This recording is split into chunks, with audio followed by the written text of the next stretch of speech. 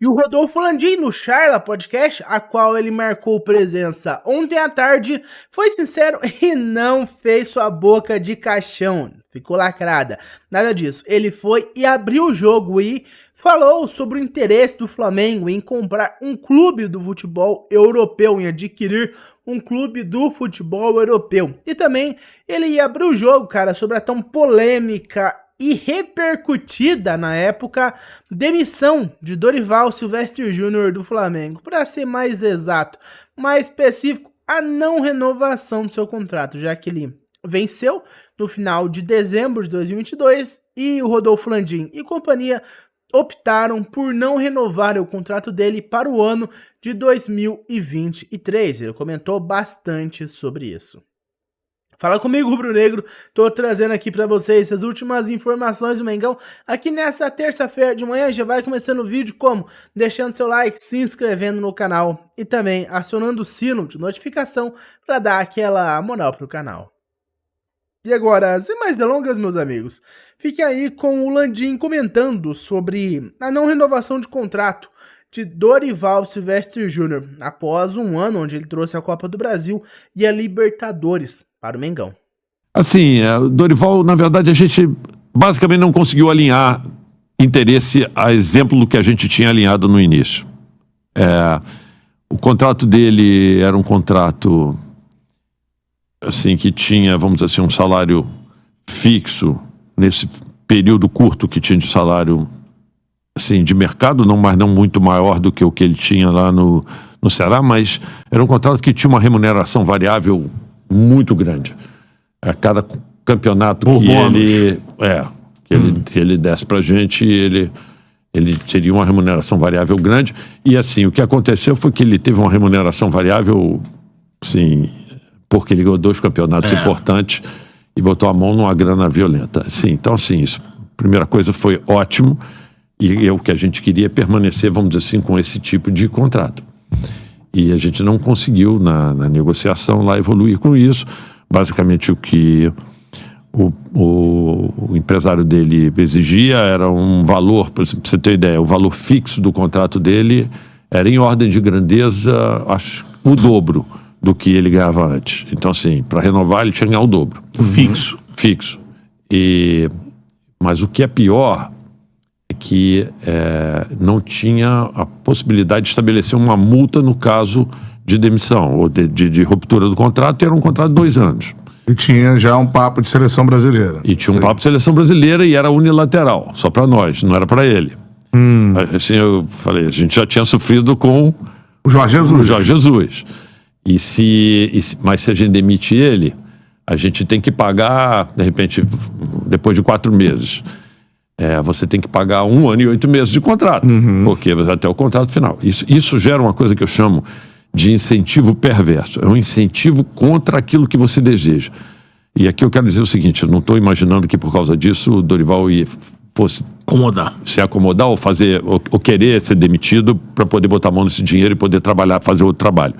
Mas o que eu chamei a atenção do Bruno é que isso era especialmente complicado no caso do Dorival, porque o Dorival já tinha sido demitido do Flamengo, já tinha entrado na justiça do Flamengo e que tinha tido um pagamento gigantesco de multa para ele no passado.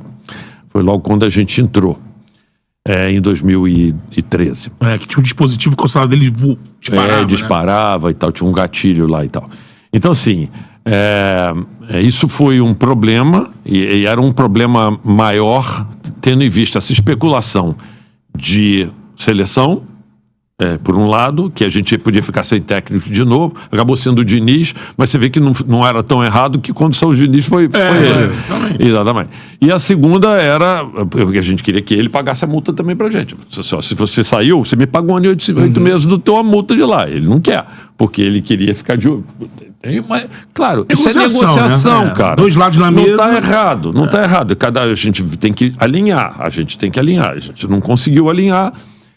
Eu já também falei que teve umas outras coisas também. As férias. Que é o negócio das férias, exatamente. Que foi alguma coisa que parece que tinha tido uma reunião em que ele tinha acordado dos jogadores ficarem de férias até janeiro. Na prática, a gente já vinha com um desempenho ruim no final do Campeonato Brasileiro. A gente foi perder jogos para os clubes que estavam já rebaixados e tudo isso e tal, numa clara demonstração ali que você estava, assim, inclusive substituindo vários jogadores do time, tudo, antecipando, né? Exatamente. E ainda dá um período maior, então assim, aquilo ali, na verdade, eu acabei intervindo ali para tentar antecipar e conseguir, forçando a antecipação, com a reclamação de alguns jogadores. Vocês podem até imaginar que um deles assim, e tal, assim, mas assim, na verdade, porque ele falou, né? Deve dar férias logo, acabou. Exatamente. Mas assim, mas assim, Cara, o Landim, ele falou uma verdade aí. No final do campeonato, o Flamengo tava uma grande porcaria. No final do contrato, cara, o Flamengo tava uma grande bosta. Porque, sejamos sinceros, que eu me lembro aqui, cara, inclusive eu abri o jogo, a derrota do Flamengo em 12 de novembro de 2022, já no final do ano, o Flamengo perdeu pro Avaí, cara. Um dos jogos que ele falou que o Flamengo perdeu para time rebaixado foi um desses, cara. O Flamengo perdeu de 2-1 para o Avaí, meu amigo. Um time que tá na Série B hoje, pro Avaí. O Flamengo perdeu de 2-1 pro Avaí. E detalhe, o gol do Flamengo não foi marcado pelo Mengão. Foi gol contra de um dos jogadores do Avaí. Então, vocês viram, cara. Vocês se lembram também. O Flamengo, no final do ano, tava uma grande porcaria. Deu muita polêmica isso na época. Os jogadores estavam claramente fazendo corpo mole, sabe? Eles relaxaram, foram campeões da Copa do Brasil, da Libertadores, e ficaram fazendo corpo mole, cara. Era simplesmente depressivo você ver o Flamengo dentro de campo no final do ano de 2022. Tenho certeza que essa atitude do time do Flamengo foi um dos motivos que levaram à não renovação de contrato do Dorival Júnior. Eu tenho certeza absoluta. E agora, sem mais delongas, já mudando de assunto, indo para o último assunto do vídeo, que é sobre o clube europeu que o Flamengo está comprando. O Rodolfo Landim confirmou que o Flamengo está se negociando para adquirir um clube europeu. E eu vou dar spoiler, tá? É um clube português. O Arthur Bispo mandou aqui, ó. Boa tarde, presidente Landim, Beto e Bruno. Queria saber como andam as negociações para adquirir um clube em Portugal. Existe essa parada aí com Leixões? Existe sim. A gente está negociando com os Leixões. Já estamos em processo avançado. É a primeira divisão? Não, é a segunda divisão. É a segunda divisão. O menino Everton. Eles acabaram de levar. E o Verton. E agora... mas isso foi independente. Mas a gente está avançando sim, e se a gente for mais adiante, a gente vai levar o conhecimento dos detalhes lá para aprovação no Conselho.